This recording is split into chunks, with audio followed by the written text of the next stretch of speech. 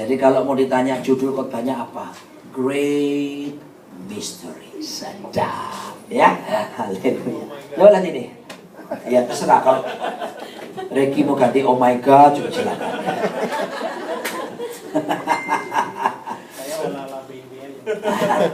Kita ya baca, ayo kita the last verse kita baca 1, 2,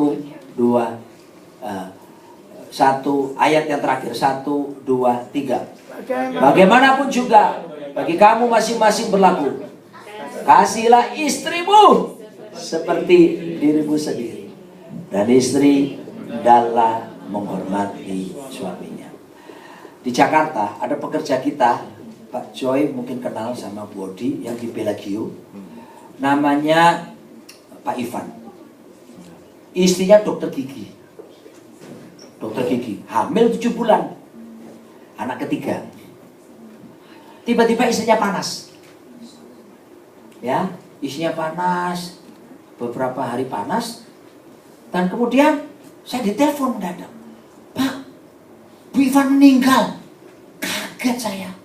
Loh, kenapa meninggalnya? Ternyata saudaraku kena demam berdarah. Ini suaminya saudaraku, itu kan dokter gigi kan mesti ngerti kan.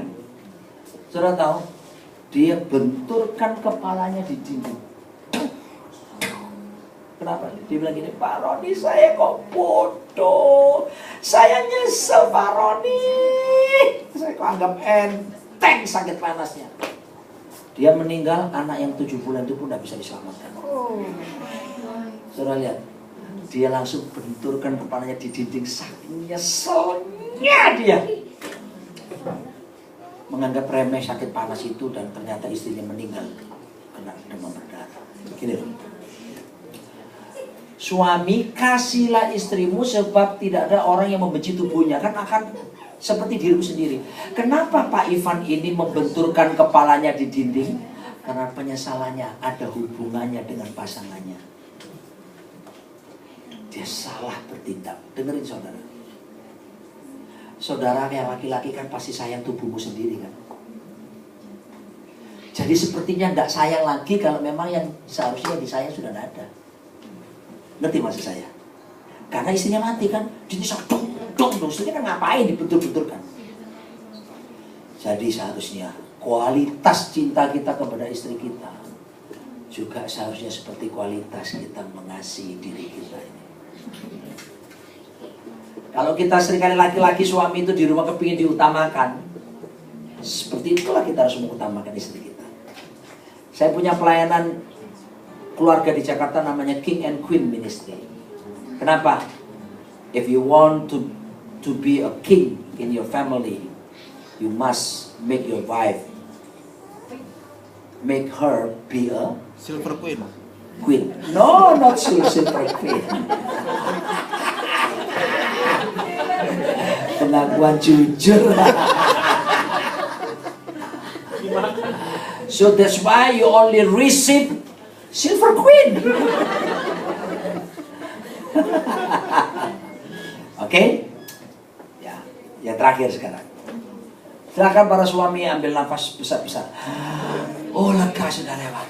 Sekarang istri. Dan istri hendaklah menghormati suaminya. The main thing for wife is only to respect to your husband. Respect. Kata respect di sini bahasa Yunani pakai phobeo. Phobeo. What is the meaning of phobeo? Nah, ini dia. Phobeo itu artinya begini. Phobeo itu bukan cuma hormat biasa. Kayak orang, apalagi hormat fisik. Ya. Papa sudah pulang aja, cepet ayo, pembantu panggil Baris mana? Baris, ayo siap. Ya, papa turun dari mobil ya. Beri hormat. Siap 86. Wah, di belakang. Enggak, bukan ini. Ibu-ibu dengerin. Cuma satu saja yang harus kamu berikan kepada suamimu. Cuma satu aja. Itu kebutuhan utamanya satu. Beri respect, phobeo, hormati suamimu. kata hormat respect ini saya telusuri di Alkitab, saya gali, saya temu gini beberapa pengertian. Yang pertama artinya gini, artinya itu menjadi obat dalam sikap penghormatannya. Oh, jadi obat. Istri itu seharusnya obat buat suaminya. Nah, ada seorang pemimpin yang pengalaman menikah sampai istrinya 1000. Siapa? Salomo. 700 istri, 300 gunting. Gila nggak tuh? Tapi jangan ditiru ya. Jadi dia punya pengalaman kan soal rumah tangga. Dia bilang begini, lebih baik tinggal di soto rumah daripada dengan istri yang cerewet. Saudara, rupanya cerewet itu bikin pelan-pelan suaminya cepet mati. Makanya saya ngomong sama ibu-ibu di Indonesia, gak perlu bawa suamimu pergi ke Grand Indonesia minum kopi di cafe Vietnam campur cyanida itu loh ya. Di Indonesia kan lagi rame. Cafe Oliver. Ya, gak perlu dibawa ke sana. Cerewetin aja dia. Mampus dia. Lu bayangin ya. Ini kan adanya di sini, ini cerita di Indonesia. Suaminya datang ke rumah. Ada temannya datang ke rumah. Ada 2 statement kan. Gua lihat lu takut sama bini lu. Lu DKI lu. Apaan tuh? Dibawa ke tiap istri lu. Gua kagak takut sama bini gua. Bini gua yang berani sama gua, tahu? Ya podo ae ya. Sami mawon. Oke, nah orang Singapura bilang, sim-sim lah. Nah, yang kedua statement kedua begini. Lu ngapain lu bawa tikar segala, bantal segala? Gua mau plafon. Lu ngapain? Gua mau camping. Masuk akal nggak? Karena rasanya janggal kok. Suami naik ke plafon, terus gelar tikar tidur di situ. Kenapa? Alkitab bilang lebih baik tinggal di plafon daripada sekamar sama perempuan yang cerewet. Makanya ibu-ibu jangan cerewetin suamimu. Hormati dia, karena sikap hormat itu menyembuhkan dia. Saya akan lihat terus itu ayat. Karena istri itu bisa menyembuhkan suaminya, memulihkan kepercayaan dirinya, membagikan semangat ketika dia Pak Arifin 2 minggu lalu Pak Kris ikut gak pemberkatan nikah anaknya Pak? Oh enggak ya, Pak Kris ke Balikpapan. Ini orang hebat mampu, dipakai Tuhan luar biasa. Supaya Errol bisa ikut. Pak Arifin cerita di pemberkatan nikah. Saudara, kalau saya sampai hari ini bisa ada di sini, ini salah satunya karena istri saya yang setia menemani saya. Nah, dulu Pak Arifin sebelum full timer jadi pemborong kan, pernah saudaraku bangkrut.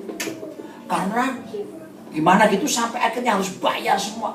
Pemborong kan gitu kan, saudaraku, proyek kan harus jalan terus. Jadi dia boleh jual aset-asetnya. Tato Ibu Vivi bilang gini, sayang, kalaupun harus kamu tinggal di bawah kolong jembatan di Surabaya, aku istrimu tetap mendampingi kamu. Oh, sweet. Itu yang membuat Pak Arifin bangkit dan berkata, otot kawat balu musik keringat metan kami, irawi rantas malang-malang tuntas.